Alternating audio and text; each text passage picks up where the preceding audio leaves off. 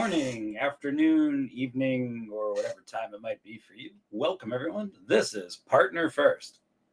Just kidding.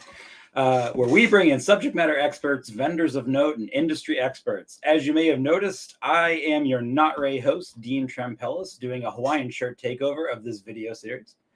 Partner First is recorded on all the platforms you like and some of the platforms you don't. So if for some reason you can't watch today, you can watch later. It's recorded, don't worry. So with all of that said, sure you're tired of listening to the dulcet tones of my voice. Let me bring on today's guests. We are going to be meeting Matt and David from Helpt. What's up, Matt? What's up, David? I did not get the Dean, great intro. That's it. That's all you're getting from me for the rest of the call. Cool. Oh, I guess it's our show then, and we'll take it away. Why don't you, before we get into the amazing PowerPoint deck that you have put together, as we all know, that is the draw to any video series. Why don't you just tell me a little bit about both of you? Because both of you have a really cool story and sort of how you got here. Matt, take it away. Oh, I have to go first. So we came from a hardware manufacturing background. At that company, when I joined, it was 11 years ago at this point, we were 15 people and we had ambitions to grow. A couple years into that, we brought David on board. Time passed. We were acquired by a PE firm. I ended up moving over to Europe, running our operations there. I was the managing director for Europe, Africa, and India. That time, David took over, became our global VP, I think, of our technical services.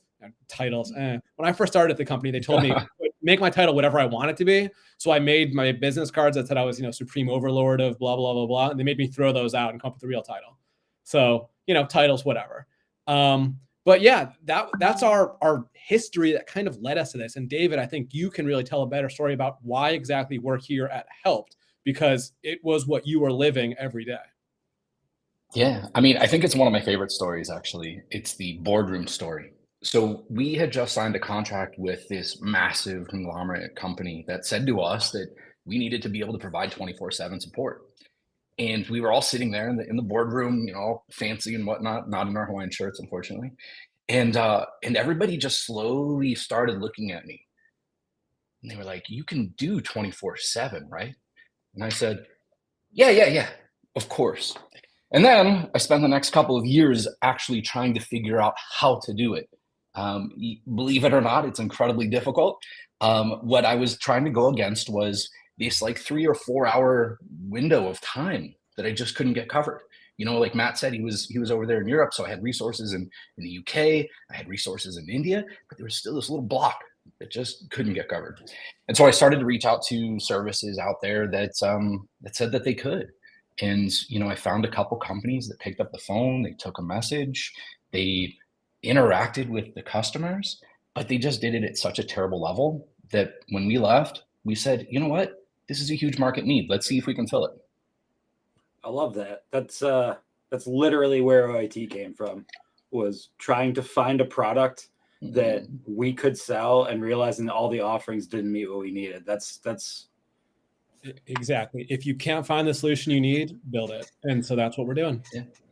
Awesome. Yeah, sure. So I have a bunch of Helpt questions, but I don't think we're only here to talk about Helpt. You guys have this very interesting topic today about customer experience in relationship to growth. And I know that you're very passionate about that. We spoke a whole bunch at CompTIA in Vegas about the importance of customer experience. And it was so important to you that you had an AI generate your PowerPoint instead of doing it. AI nowadays is just so, it's taking all of our jobs, right? So we needed to come up with this presentation and we just thought, well, great. We know the topic, we know the prompt. Let's just, if we can go to the next slide, have the AI make the presentation for us. So that's and so the prompt, the prompt, the Easter egg here is that the prompt was dealing with jerks or dealing with well, I don't even remember exactly what it was. Because it was actually dealing with dickheads, and you remember exactly what it was. Hey, come on, I just didn't want to. All right, fine. So we did this prompt and we said, as an MSP, frankly, it's all tongue in cheek because everybody knows what it takes to provide good customer experience. It's just the ability to do that. And so we wanted to take you guys through a couple of slides based on what the AI thought was the answer to dealing with dickheads. So here it is. Rewrote that a little bit for us. Maybe not in the most concise and brief way, but it more politely said dealing with dickheads. Navigating a personal attack. Yeah, we actually had you in mind. It has you upload not only a prompt but an image, and we took your picture, put it up there. It actually told us, oh, I know that guy. You're right. He's a dickhead. But no, so the reason that the prompt is dealing with dickheads is that we feel like tech support is the sort of position that help desk position is kind of lose-lose. It's a situation where the people who are managing that desk are sort of the heroes. They're saving the day for the customers, but they're kind of stuck in a difficult situation because they're only dealing with people that are having problems. They never get to ride in on that sunny day and be celebrating. They only get the call when the storm clouds are rolling in because something's not working. And it's not that the people we're dealing with are actually dickheads. It's that they're frustrated because something's not working. It's totally reasonable for them to be frustrated, but it's still our responsibility to make sure that we're delivering a positive experience to them. We have an actual dickhead in the chat. We have Richard Banky. So is this product for him? Listen, the answer that we were hoping to get from the AI was how to do it, and frankly, in the next couple of slides, if we were to look through that AI presentation, it talks about different different perspectives, challenging clients, how you deal with the folks that are, I don't know, Phil, what was the next one? Yeah. So the next one, if we go, is personality types. Yeah. And then it goes into just all of these different things that you have to consider when you're providing support to somebody. How do you assess the personality type of a client? I mean, it's a client. It's not a person. Well, it could be a person, but it's a business. We get some people call us, oh, sweetie, thank you, honey, and they're grandmotherly. And you kind of treat your grandmother a little bit differently than that young guy who's on a deadline, rushing, doesn't want to waste a moment of time. When you're on the phone with that older person, then it might just be something where, as you're working through the issue, they kind of want you to small talk a little bit with them and keep them on the line, even if maybe you could be more effective saying, hey, I'm going to go get this done and call you back in 5. Whereas that guy who's rushing, if you tell him, hey, I'm going to get this done for you, it's going to be faster. If I'm not on the phone with you, he's going to say, great, that gives me a chance to go get something else done. Call me back as soon as it's done. And making that assessment helps you solve that customer's needs and leave them satisfied when you're done resolving it. So that's why, part of that calculus when you take the call is understanding who you're talking to, what sort of person they are. So how do you train your team to be able to make that assessment? I mean, it's hard enough fixing printers and, resetting passwords and fighting with people who don't want MFA. And now I've got to check the tone of the call, pace, match, lead, adapt my style. I mean, that sounds more like I need a customer service representative than a technician. But aren't they both? Yeah. Isn't a technician really a customer service representative that's actually going to be able to solve your problems? Yeah, there are plenty of people who are excellent technicians who are not people. But they're not great frontliners. Those are going to be the guys when you have some complicated issue that needs to be solved, they can dig in, take the time that it needs to resolve it. But again, what we're talking about here is when somebody's calling in, they're having a frustration. And, if we can keep going to the side, I think we can kind of get through the AI generated version of the presentation. We ended up, ditching that because it was so meaningless and vague. But the crux of it is that there's a lot of value in treating those customers well and in being a good support person, not just technical, but customer as well, because it creates so much value for your company. If you look at this as the sort of thing where your job is to just solve technical problems, just be a technician, your customers won't really appreciate that because, again, I think it's kind of the tale as old as time for an IT guy.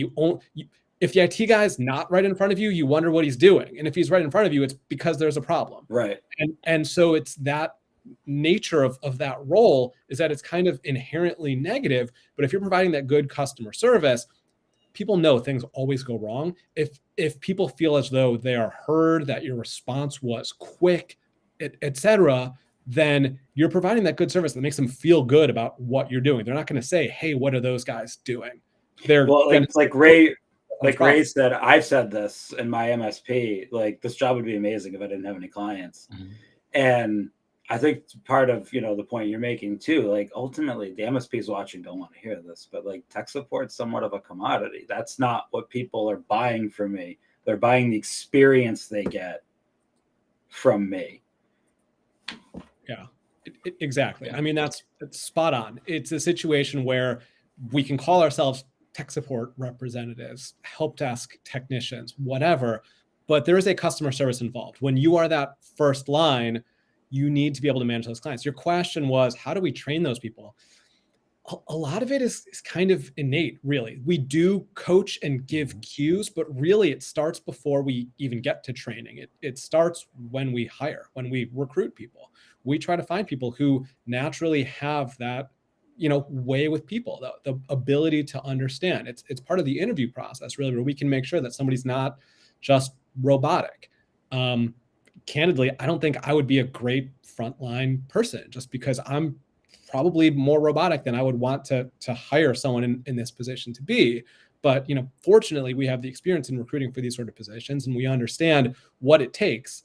Having the knowledge, having the skill set to be able to deliver is one thing, but having the demeanor to be able to communicate in the way that the person you're talking to can understand and appreciate is kind of a valuable thing that can't be taught.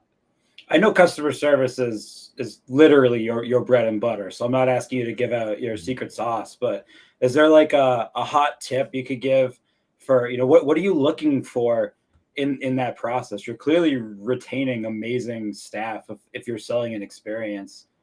I'm a good technical interviewer. What am I missing? Like what should every MSP watching this, what's the one question they should ask in their interviews to have a helped chance at hiring a good staff member? You always hear those stories about people that do, live interviews or something where you're in person and you see how they interact with, wait staff or how they respond to certain cues. Because we're doing all of this remote, it's a lot harder to get those cues, but we're still looking for them. I know it sounds super silly, but if I get done with an interview and I say, "Hey, thanks, shoot me an email and I'll respond later," and I don't get an email, that person is somebody that doesn't have that knack for continued support, that doesn't have that continuity in mind. Little things like that, Dean. It's not one question, frankly. It's just all of those little cues that we get from the applicant, the interviewee, at the time of the process. I mean, it sounds like this is something that any hiring manager can aspire to learn, but I know I struggled with it in my MSP.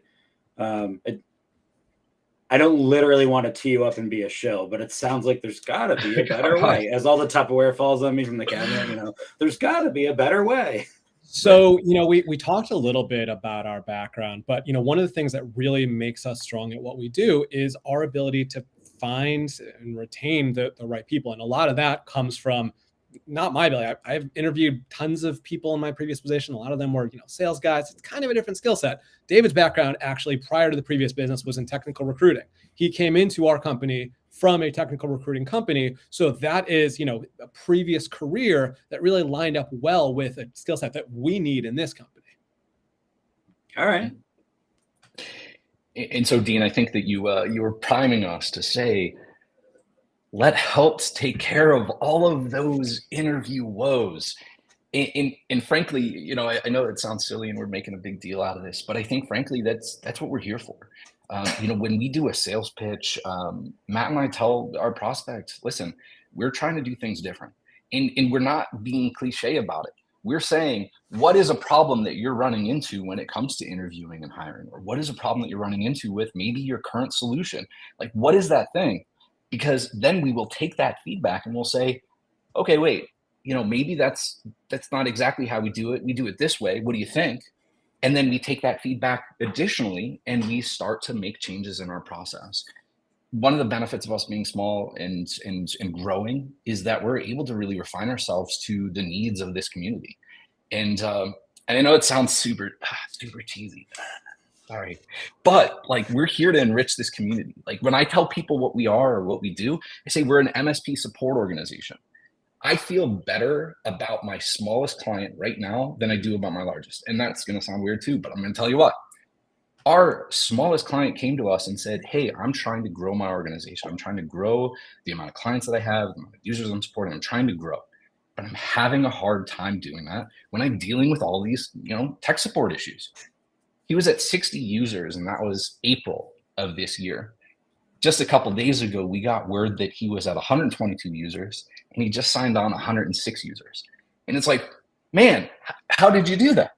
And the answer is simple. And Dean, I know you're thinking it already. Not having to be the person that picks up the phone when somebody calls in with that printer issue, or, hey, my Outlook calendar looks funny, means that you have the time to really focus on whatever marketing, whatever sales, whatever thing that you're doing to grow your business. And that's what we're here for. So yes. So look, we're not the only outsourced solution. For help desk, even there's multiple providers, but business process or outsourcing is one of the fastest growing industries in America. The idea is that you need to free up your time. You can be more effective at what you do best if you have the time to do it. And if what you do best is being that level 1 help desk technician, more power to you. But how many of you would say that's really your strength and what you want to do with your time? So let me ask you guys were literally saying you don't. Yeah, let just me ask a moment you a ago, question. you guys were all saying I don't want to do that. Exactly. Based on that. Sorry, so at my previous MSP, we grew from a very small MSP to a pretty large MSP. And a big part of that was by using a different solution for outsourced services. And they had the similar sort of pitch that our help desk services are going to, they're going to wear your logo. They're going to represent your brand. They're going to talk the talk, speak to your clients. And for the things that were hidden from my clients, like knock services, SOC services, that was no problem. But for direct help desk facing stuff, every time I've done that in the past, I've been met with disappointment. Why are you different? That's a good question. So, one of the things that we talked about was where we came from. We were supporting 60 different brands. And so I know that you didn't really touch too much on this idea of brand segregation or segmentation or whatever it is, but it's super important to us. So all of our systems are built in a way that keep that from ever being an issue. Secondly, the way that we're different is that we're doing this in a pod system. We're doing this as fractional agents. We're not bringing these calls into a big call center, here or offshore, and having them route through however many agents it is, and then having some random person pick up the phone. We assign a pod with a team lead and 4 agents to each one of our clients. That team lead is going to be the person that's going to be the most knowing of you as a client.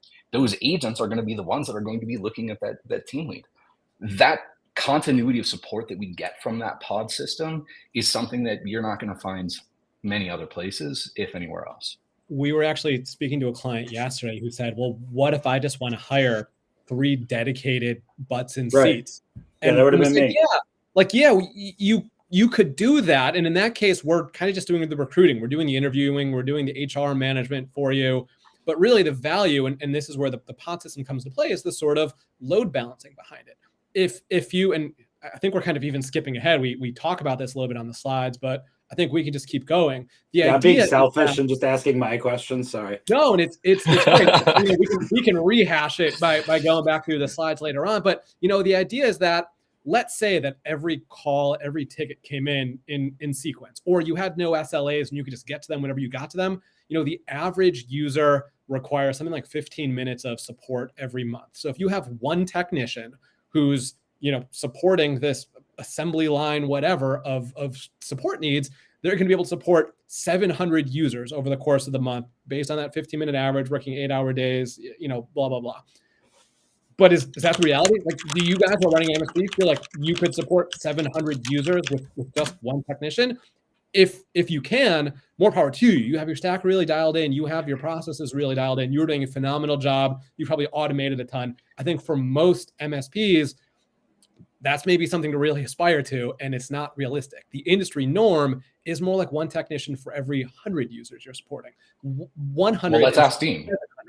Dean, what when you were, an MSP, you were doing operations and stuff, what was your goal? Did you say 1 to 100, 1 to 200? Like how many? I didn't have what was it? a staff to end user ratio. I had a best in class target of a half hour per user per month. But what I ended up finding out, we still are a very dialed in MSP that did the automation, had an aligned stack. We reached the promised land, and that wasn't what was consuming our help desk time. It was people. It was people being people. It wasn't their machines. It wasn't. I mean, it was their printers, but other than printers, it wasn't. It wasn't their firewall. It wasn't their Active Directory. That stuff wasn't breaking. It was the humans, and the humans needed the hand-holding. And I couldn't tell my staff, hang up the phone and stop talking to that person. You've talked to them for too long. I wanted to, as an operations person, but you can't really do that. And this is why I've always loved this style of offering, to the audience. I never used Help, but this category of product, I've always been very passionate about, because by doing the same thing that Matt and David are discussing, that allowed us to free up resources that we actually ended up using to build out our own knock and sock in-house, because we took the money we would be spending on having a deep help desk and we dumped it over there and we outsourced the help desk to someone else. That was amazing. That's exactly it. And that's where that pod system comes into play. Because no matter how efficient you're trying to be, it's impossible to be perfectly efficient in-house. And you want to try to save money. You want to try to maximize your resources. And the way to do that is to share the load. And that's what we're doing for you. We're allowing you to share that load. Did you guys see BJ threw some numbers up in the chat here from ETOP. ETOP, despite his own assessment, they're pretty dialed in MSP right at that size that is really in need of being able to have that force multiplier to grow to the next level. So he's saying 2.5 service desk and around 550 users as a ratio. 550. There you go. So again, if the time worked out perfectly and if a technician could handle every ticket in sequence, you could handle 700.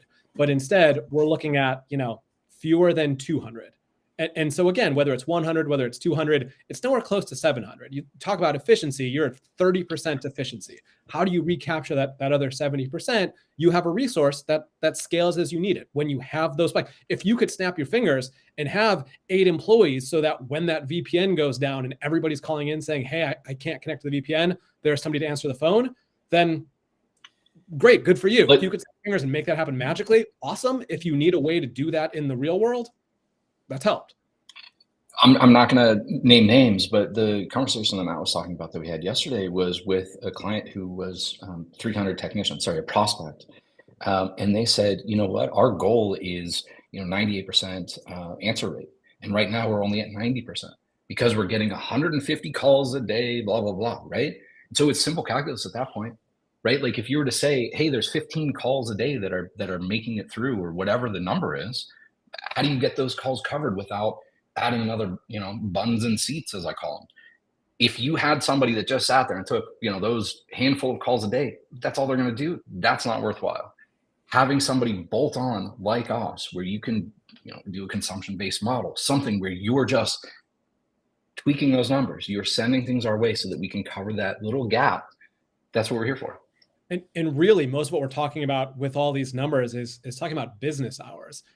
But then once it's 5:01, who's answering the phone? I mean, and David, this is another one of your stories about why we're here. David, where do you answer the phone? Where did you answer the phone in your previous role? All right, listen. Okay. So here's the thing, and this is something that, no matter how big we are, and Dean, I told you this when we were in Vegas, which is apropos because the story's about Vegas. But what I told you about when we were in Vegas was that no matter what, I'm always going to be in the queue, because I want to be there if I'm the last resort. If we've got thousands of clients and somebody is leaning on us to make sure that phone is answered, then I'm going to be in the queue. So the story that Matt was alluding to was the fact that was what was happening at the last gig. And I was in the queue. I was the last person in the queue.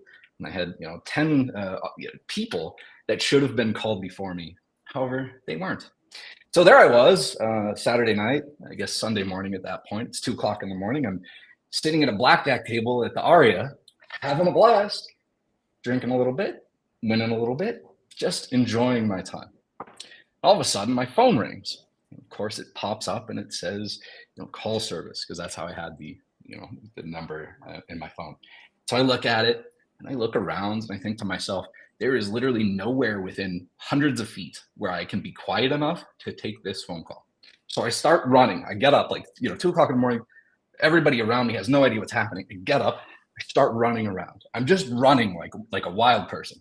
I finally find this corner next to like an ATM or something where I think it'll be quiet enough. So I take my phone and I put my hand over my other head and I do one of these things. And I answer the phone and it turns out it was somebody that had an issue with their remote control. We were selling fiber optics. They have literally nothing to do with the remote control. No idea how that call got to us. But at that point, I realized that 10 things had to go wrong for that call to have reached me. One of those things being that the person that we had employed, the call service that was calling me, knew nothing about our product. They knew nothing about what we were doing, where they would have maybe said, "Oh, sorry, sir, that's an issue with remote control. We don't deal with remote controls." They didn't even do that. They said, "Hang on, let me escalate this to an engineer." Secondly, they didn't go through the list of engineers. All they did was saw an account manager, which was me, and said, "I'm going to call that person." And so we ended up with this, folly or comedy of errors or whatever you want to call it. And ultimately, it was something that we didn't even need to deal with. I tell that story a lot. I feel like it gets worse sometimes and better other times. I don't know, Matt, what do you think? It's better when you're up $5,000 and you come back and just yes, of course. Lost it all. But the reason for telling the story is that was another shift. If you wanted to handle somebody outside of hours, you have a couple options. You can just get a call service that's going to take a message. Maybe you're not even offering that to your customers. That's a revenue stream you're potentially missing out on. Or you could have your team on call. One of our first clients basically came to us and said, "Hey, we just need you guys for nights and weekends because right now we're paying a couple grand a month just to have our techs be on call, even if nothing comes in. If you can beat that price, we're going to sign up with you." It's that sort of coverage that, maybe your techs want the extra money from being on call, but it's probably something they're more forced into and they'd rather somebody else were able to answer the phone. And so that's, think about how much easier it is to have a buffer. If you ask Dean, did you guys have an on-call schedule at your last company? No, I'm probably not a great example for that because we had very clearly defined support expectations. And if your business was not willing to inherit the risk of paying us to properly staff to support you after hours, then we close at 5. Fair enough. Okay. We actually have one but that's a pain point. I mean, if you go on, I met you on Reddit, and if you go on like Reddit, Discord, Facebook, any MSP group, what's probably like the top 5 complaints you hear is going to be, is the on-call schedule I'm on a bunch of BS, or am I being a bad owner by not paying this way or that way? So it's a huge pain point. So that's the thing. That's the buffer that Helpt presents. And this sounds kind of crazy, but if you were to say to an agent of yours, "Hey, do you want to do on call for this week period or a couple day period or whatever it is?" They're probably gonna be like, "Oh, dang, like I don't really want to." But if you were to say to them, "Hey, do you want to be this escalation point during this period of time where you're not getting the frontline stuff, where you're not getting that initial call, but you're getting the stuff that needs to get escalated?" That's a lot easier of a sell for everybody. There's a little buffer, and that buffer can be helped. So I have a question, because there's one thing I heard in your story I really liked that I'm not sold on. So you made this really great point that 10 things went wrong, and that's ultimately why your phone rang and you had to run across the casino floor, which is hilarious to imagine, by the way. But the thing is, ultimately, if it's my staff that are under my payroll at my company and 10 things go wrong, it's my fault. I'm accountable to that, and I can accept that. How can you possibly, as a third party, prevent 10 things from going wrong? I mean, you aren't me. You don't work here. You have to manage tons of MSP stacks, tons of different staff dynamics, different setups, different escalation scripts. How can you possibly make sure 10 things don't go wrong as an outside provider? How can not just Helpt, how can any of you do that in this entire space? Well, so You know, I we think love to meet our clients. Like we love to be the ones that are on the sales calls, because the reality is, if you are going to have somebody that's not your business, if you're going to have somebody that's not you talking to your customers, you need to have a level of trust. If you're hiring somebody, you need to have a level of trust having them talk to your customers. We want to talk to our clients because we want them to understand our passion for this, where we're coming from. We want, David to talk about that time that he almost had security probably pounce on him because I saw him running across the casino, because that's really the best way that we can convey we're not going to be perfect. We can't solve every issue. We can't prevent every error. We can't close every ticket. There's going to be escalations, but we need people to understand that we care. Like, all you really can do is everything you can do to minimize those failures. Yes, things are going to go wrong. It's going to be imperfect, but we are here not just for fun, but because we care so much about getting it right, because of how much it pained us when things didn't go right. And I so mean, I like that you care, and ETOP in the chat cares, and Banky IT cares. I mean, we all care, but what are you doing beyond just? I've never met a well, I shouldn't say never, but I've met very few vendors that objectively didn't care. Everybody cared. So what are you doing? Like, what's an actionable thing? Well, if I signed up to my OIT signs up to use Helpt to backfill us, which, hey, pitch me on this. Sure. What are you doing to make sure that won't happen? So we won't get too much into the special sauce, but what we use is a platform that we've built that enables our agents to know what to do, how to treat if a customer is a VIP, things like that. So the way our platform works, it's basically a browser on steroids. It's a Chromium-based browser development that we have, where the right-hand side of their screen is basically this dynamic knowledge base that gives them the answers that they need when they need them. And that way we can make sure that we don't have. There is the element of training, but we want the training to be to know to use what's displayed in front of you. We want all of those answers. We want all those resources to be at the fingertips of our clients, so that they know exactly what to do to avoid those mistakes. We try to answer the questions for our agents before our agents even have those questions. So Josh asked a question in chat, and it sounds like what you're saying is you're not teaching your staff to memorize all of my knowledge base. You're teaching your staff to make good decisions based on indicating factors you're mysteriously identifying that I have to sign up to know more about. Exactly. We're not a software vendor. It's not like, hey, we're going to demo our products, because there's nothing to show you. You as the client won't see. I mean, we can show you what our agents see, but you as the client would never actually see that, interact with that. We bring in analytical people, and we want them to be able to do that problem solving, because they're supporting a variety of clients. That pod is going to have a handful of clients they're supporting. We're not expecting our agents to memorize every knowledge base article from every one of our clients, but we want to make sure that they know the core concepts for, if it's a password reset, the fundamentals. I mean, like, Dean, we could say whatever we want to say. We can sell you on whatever. Like, Matt and I are not sales guys. What we do is we deliver the fundamentals. Those 10 things that went wrong when I got that call in Las Vegas were because somebody didn't deliver the fundamentals. Somebody didn't do what we would consider table stakes. I think, pun intended.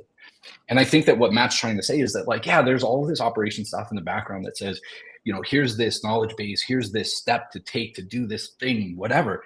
But in reality, what it is that we're delivering fundamentals. We're delivering professionalism. We're delivering courtesy. We're delivering fundamental things that, hey, look at that. I got a little quote on the bottom. We're delivering thanks. So we're delivering the things that you're signing up for. You could hire an agent right now, and you could say to them, here's our knowledge base. Here are the things that I need you to do. Okay, great. You're doing the exact same thing with us, and you're doing the exact same thing with us as a pod of people, as opposed to just that one single person. And so the way that I see it is that, the proof is in the pudding. Can I get a little quote on that? No, I don't know. I guess that one was kind of played out. But so the proof is in the pudding. The thing that we would say to that question is really just that we're delivering fundamentals. Somebody calls in, says, hey, I've got an issue. Okay, I'm answering as Dean Co. MSP. How can I help you? all right, this is an issue that I've seen 1,000 times before because I've been an MSP and I know exactly what to do. Maybe the process a little different. So I've got that showing up in my knowledge base article. I can see exactly how to take care of it. Okay, resolved. Fantastic. Thank you. Beep, done. If not, escalated.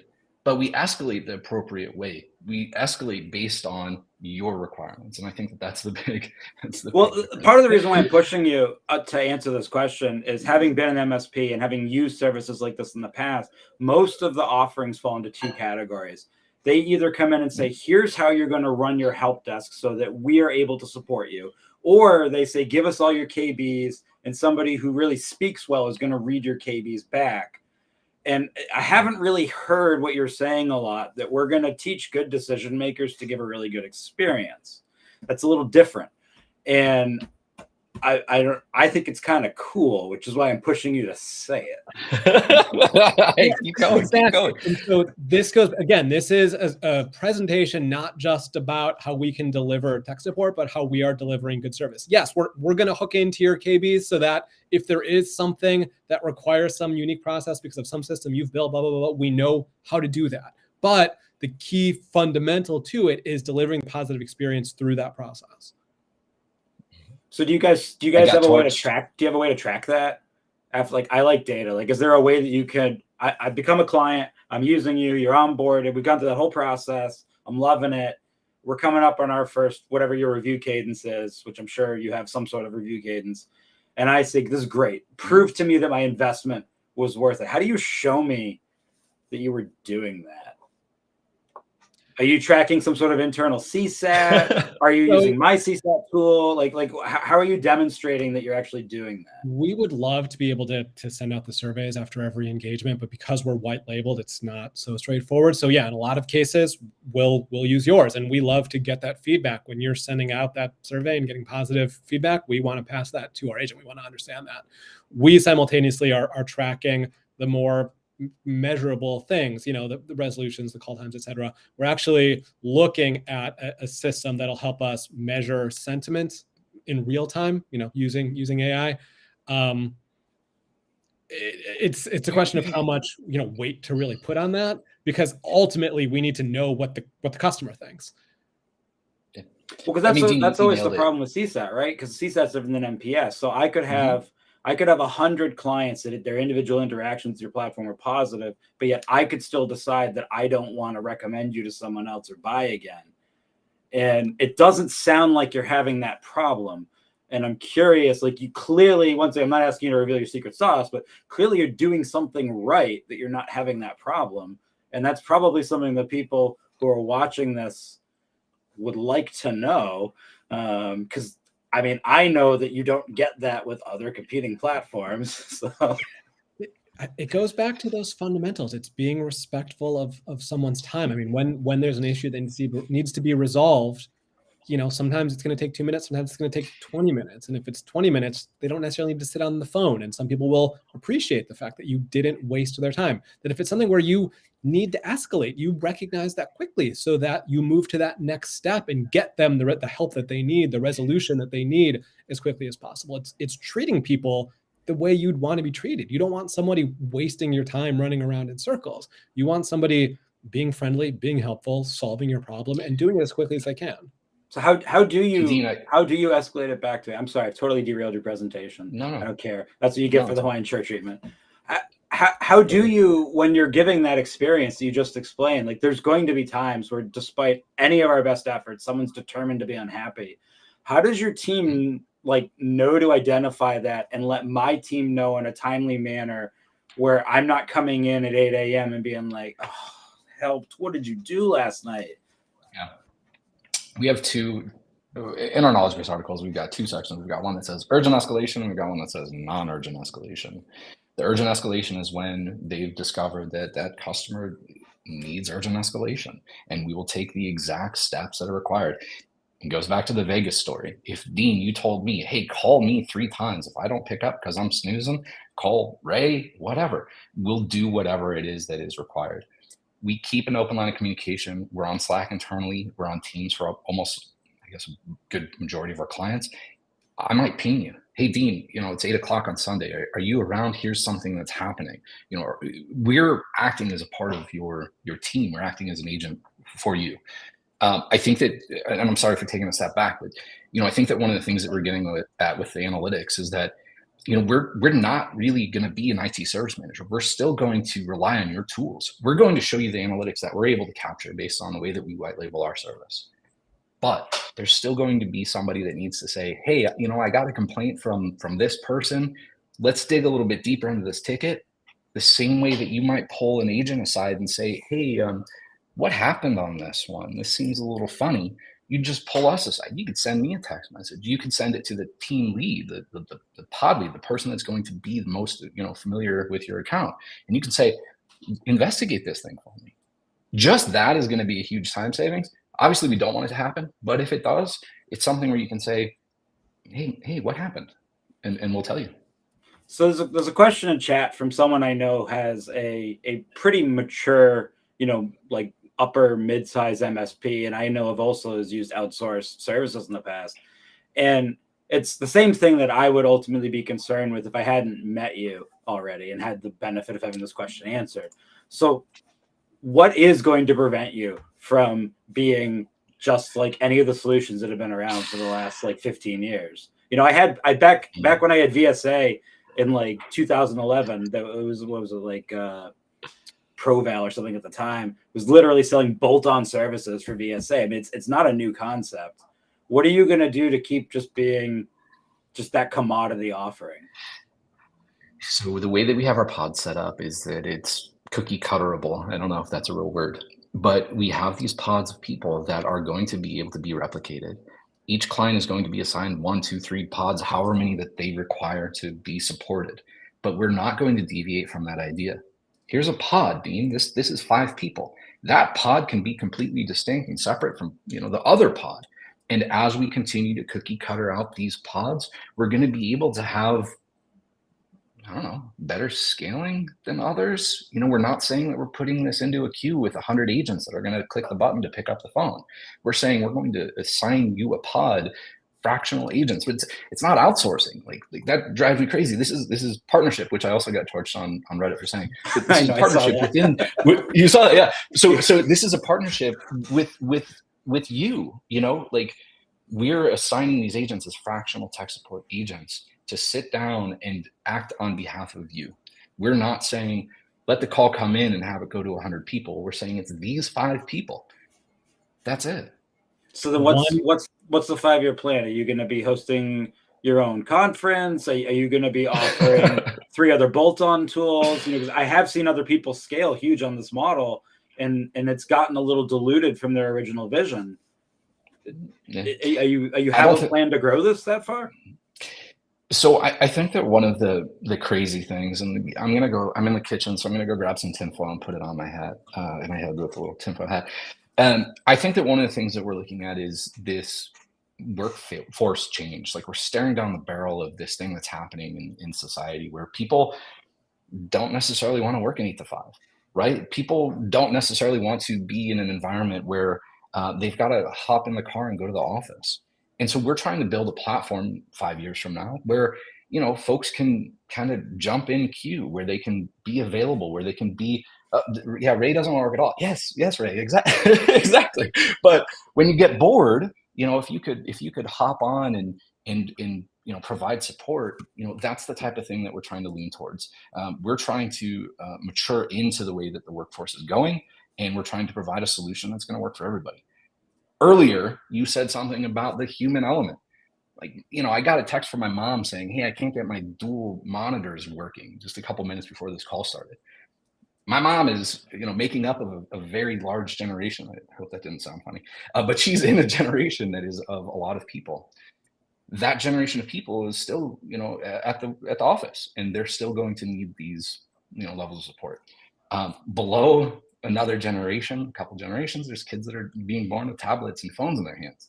Like those are the people that want to be able to say, hey, I'm gig working. I'm going to make myself available to help out, whatever it is. So sorry, this is all super convoluted.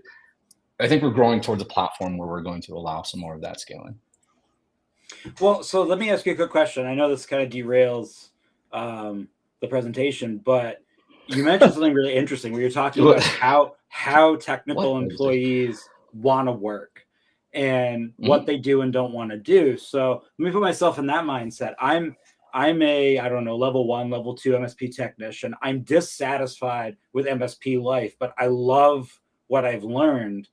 Why would working for a company like you, like why would joining one of your pods be any different? Wouldn't it be worse? Wouldn't they have to know even more? Wouldn't the fire hose be even bigger? What if your issue is just that you don't want to have to wake up and get to the office at 8 a.m.? What if you're I don't want to do that. Yeah, exactly. You want to sleep till 11, roll out of bed, keep your pajamas on, and go, check some emails or whatever. Well, because we're providing 24/7 coverage, we need people who are working the afternoon, the evening shifts. So we're allowing ability. We present a unique challenge to those folks. I mean, there's level 1 techs out there that say, hey, you know what? I'm a really great level 1 tech. I don't know if I'm a level 2 yet. I need to do some other things to get to that point, or level 3, wherever I'm going. For level 1 techs, we present a challenge. We present a holistic view of the IT landscape. We've got multiple clients that are MSP companies at different sizes that are experiencing different things. And so, yeah, it could be a little bit more hectic. Yeah, it's a bit of a fire hose, but in reality, what it is a challenge to those that are up for the challenge. And we have pretty strict hours, right? So like if you're an 8 to 5, then you're an 8 to 5 because we've got other people to support the rest of the time, and so that kind of helps with a little bit of the burnout. So we only got a few minutes left. I want to make sure everybody knows they can download the presentation at the link below, because I totally just prevented you from being able to talk about any of the points you wanted to talk. So, I mean, we did actually talk about most of the data that we have on there. There was just one last slide I think is worth mentioning here. It's kind of why we're here. It's the value of providing that service.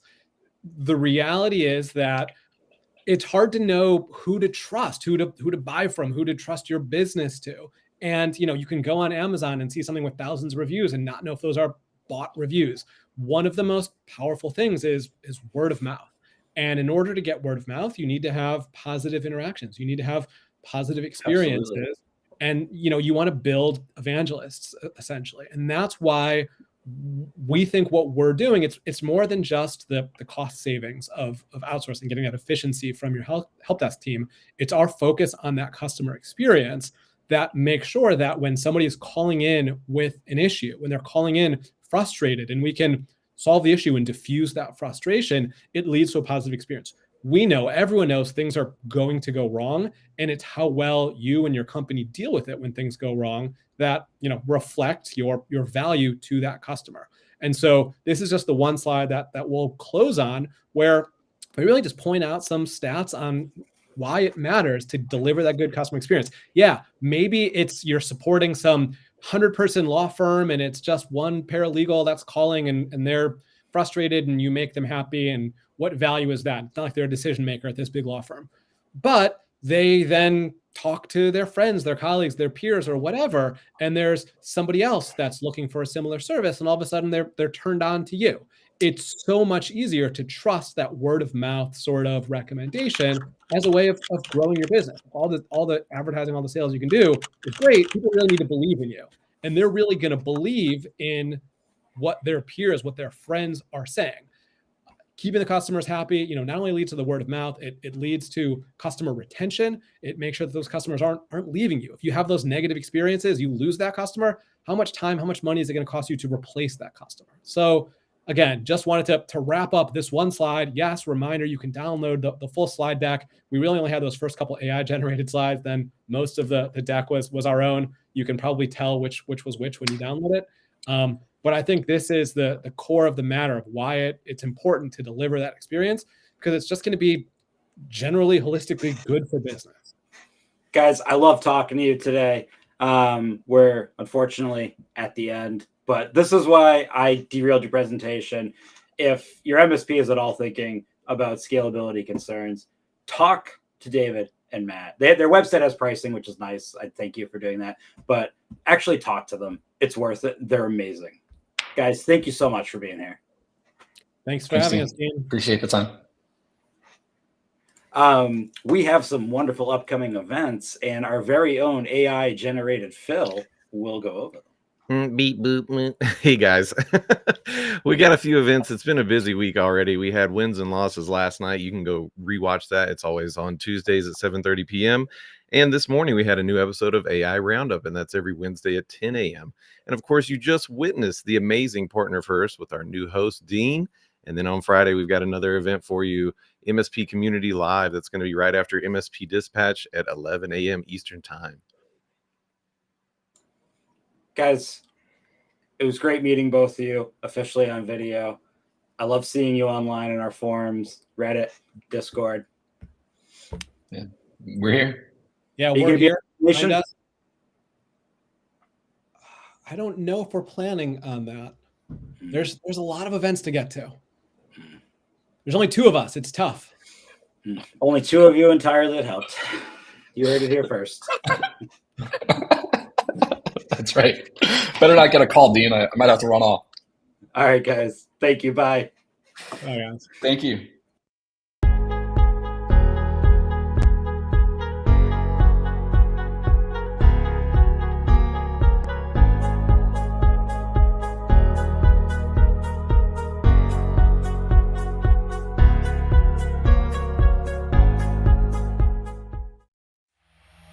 This has been a broadcast of the MSP Media